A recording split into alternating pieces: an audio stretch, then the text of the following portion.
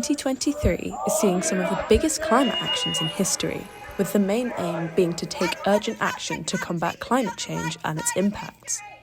Why does it take young people like me up on a fucking gantry on the M25 for you to listen? Now, I am on a journey to dive deeper into modern climate activism in the UK, the impact that any major environmental organisations like Extinction Rebellion, Just Stop Oil and Liberate are having on getting the government to make a change, and whether activists are going too far in the name of climate activism to get the government to listen. I'm going to take a look into the world of climate activism, but also the world of art, and decide whether it's more important to destroy it in the name of activism or create it. While science is telling us that climate change is irrefutable, it also tells us that it is not too late to stem the tide. This will require transformations in all aspects of society. The way we grow food, use land, transport goods, and most importantly, the way we power our economies. New evidence suggests that global warming is on track to reach 1.5 degrees above pre-industrial averages in the early 2030s, regardless of how much greenhouse gas emissions rise or fall in the coming decade. Extinction Rebellion is an international movement that uses non-violent civil disobedience in an attempt to halt mass extinction and minimize the risk of social collapse. Many of the people involved are fighting daily to improve the dire climate situation. I'm Eddie Francis, part of Exam. The prospect of the climate emergency is a dawning prospect to those who have truly immersed themselves in fighting for a better future.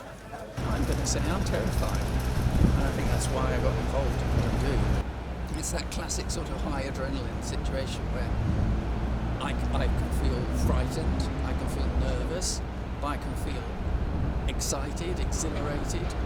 It's amazing going to one of those things and being involved with thousands of other people who feel the same as you do, as I do, and know that we're acting in good faith together.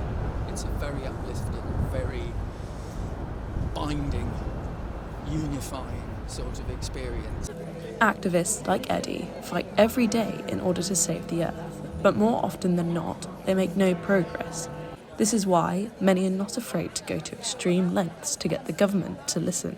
I am prepared to be arrested and have been, because I feel that is a way of getting our voice heard, getting my voice heard, by saying unless you disrupt to a certain extent, you will not get the attention of the people that you need to get the attention of. And with something that is as vital as the climate crisis, I feel it's worth going that far.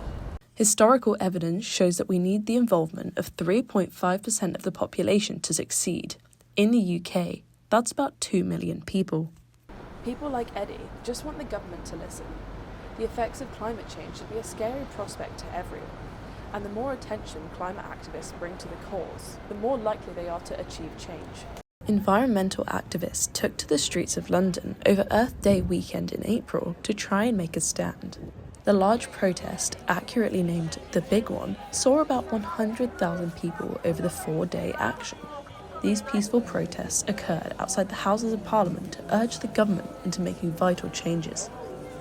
My name is Ellie Young, and I am the founder of a group called Common Action, which is basically trying to set up what you're doing here in the square, but on software, so we can organize globally to actually go do things to change climate. For me, it's really interesting for a lot of reasons. We don't have anything like this in the States. We don't have the kind of community that you're seeing here, that I'm seeing with all these groups. So it's really a great model for how people could come together to start to have a voice, to communicate to other people in society who don't care or think about climate enough yet.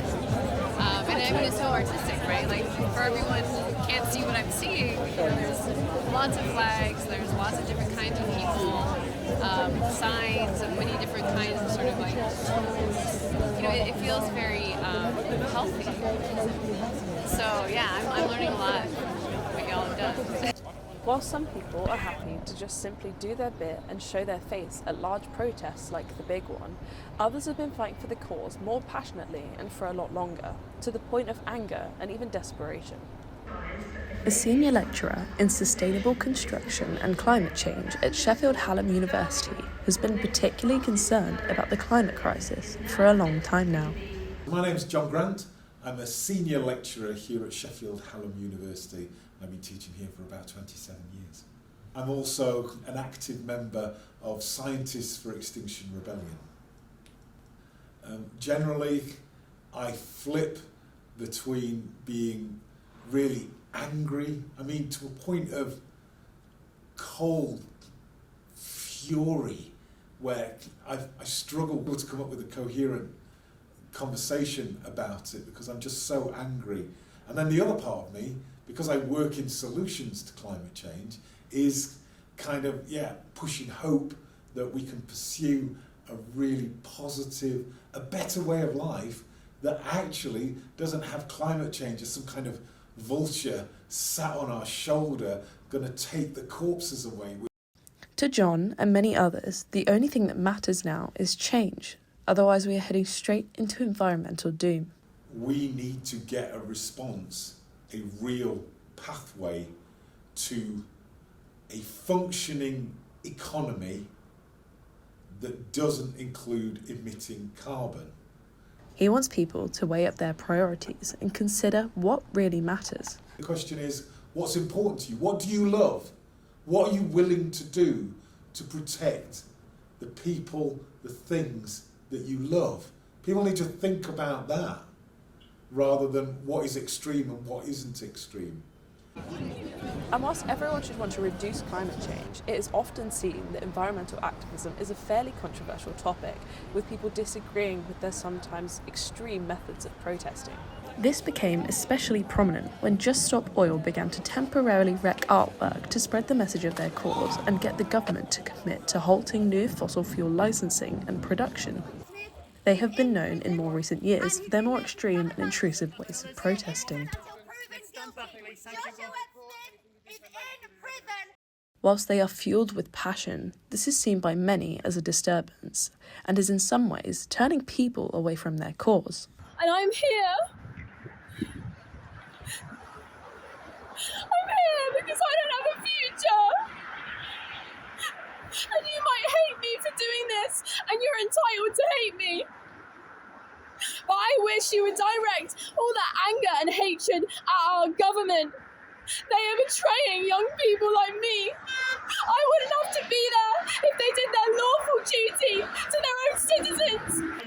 I'm being arrested for The argument exists that this is the best way to gain the attention of the public, the majority negative, but it does get them talking. I know some arguments say, what's the artwork compared to the future of the human race on this planet? And I think it's a valid argument, but for myself, and I like to think I appreciate art to a certain extent, the damage has only been done to older frames, and I'm certainly supportive of going that far. If it gets you, again, it's a way of getting the attention and getting your message across. Gaining attention and a following towards the environmental cause is the aim of any protest, but the argument remains that maybe there's a much more peaceful way of gaining the attention of the public as well as influencing minds. One way of doing this is through artistic activism, which is a dynamic practice combining the creative power of the arts to move us emotionally with the strategic planning of activism necessary to bring about social change. My name is Martin Lang and I am Senior Lecturer in Fine Arts and Programme Leader for MA Fine Arts. Art activism is a political kind of art that uses activism as its medium. So it's not art about activism, it's not a painting or a documentary about activists, but it's a form of art that uses activism itself. Artists can play a role there to make people kind of deeply feel about the issue, to translate that data into some kind of medium that can affect people on an emotional level. Whilst he is aware of the attention that it brings, he doesn't necessarily agree with the art targeting methods of Just Stop Oil. He believes that maybe there is a more effective method to get their message across. I've got some reservations that they could damage artworks, and I've got reservations about the effectiveness of what they've done. It's a great stunt and it got loads of media attention initially, but I think it's a bit in the field of kind of, wow, so what? It doesn't have that slow burner longevity effect that other artworks do. And I think there are arguments that, what do you care about more, artwork or the end of the planet, is a false equivalence, really, a false dichotomy, because you can care about both. He has been involved in activist movements with Liberate Tate and also believes that their form of protesting being performative art creates an equally large ripple that is less intrusive. Did an artwork called License to Spill, where they came into the Tate uninvited, had a naked person on the floor and poured what appeared to be crude oil over them from oil cans, but was in fact sunflower oil with crushed up charcoal in it, an art material, and ultimately it caused a mess, but you can clean it up, and it caused a spectacle and gathered attention, but it's linked specifically to an art gallery using an art material and art sponsorship. I participated in the Liberate Tate Hidden Figures action, so they're explicitly environmental art activists. And someone invited us down to kind of hold the edges of it, lift it up, and people went underneath, and this went on for a while, and they erected a kind of explanatory plaque next to it that said what they were doing, and this is about literal hidden figures and hidden financial figures. The question then becomes, is art activism really as effective as the more extreme methods of protesting? Art has the ability to inspire as much as any protest, but does it have the same impact? Does its ability to inspire mean that it's a more effective way of protesting than those that go to extreme lengths? I'm hoping that Lara Erviti, a Bristol-based artist, can shed more light on the situation. She paints from her wild dreams with environmentally friendly materials and treats it as her own form of environmental activism. I am Laura Erviti. I am a contemporary surrealist painter. I create canvas and murals that absorb CO2 because I use a special eco paint that is called Graphenstone, that it absorbs CO2 in the curation process of the paint. She recently took part in a VR exhibition in Bristol, and the day before she took part in Unicorn Fest in the city centre in order to raise money for the Leukemia Care Foundation. I started learning about all the climate crisis and all the disasters that are happening simultaneously, and how we as species are in great danger. And society as it works is just like this kind of big machine that it just works and just keeps going on, and it's really scary how we are heading towards, a global collapse. Environmental activism is something she is passionate about and enjoys spending her time creating things that could inspire others. I just feel like I'm an activist, and whatever cause is triggering me at the moment, I just need to kind of help create the environment necessary for it to change. So I think art can be really a catalyst for change. She is aware that it is not an effective method on her own. I am not sure that my artwork would really achieve anything.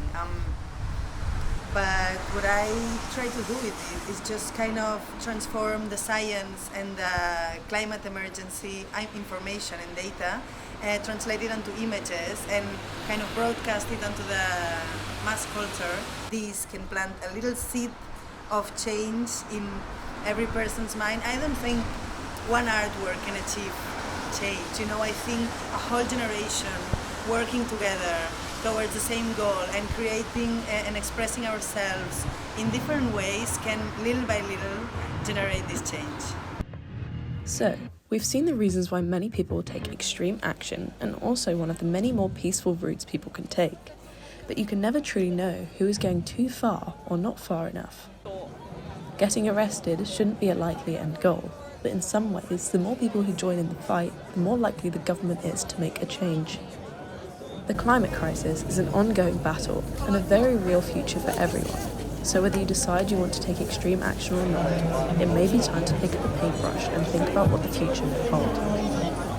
And what would you like the government to do? Listen, take action.